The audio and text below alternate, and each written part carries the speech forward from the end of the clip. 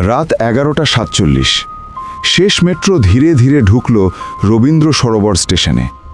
Platform প্রায় ফাঁকা, শুধু টিউবলাইটের ঝিমঝিম আলো আর টানেলের ভেতর থেকে আসা গুঞ্জন।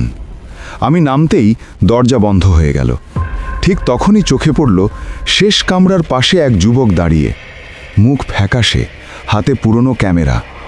সে ধীরে বলল, দাদা, একটা ছবি তুলে দেবেন? কেমন যেন ঠান্ডা হয়ে গেল চারপাশ। তবু ক্যামেরাটা নিলাম।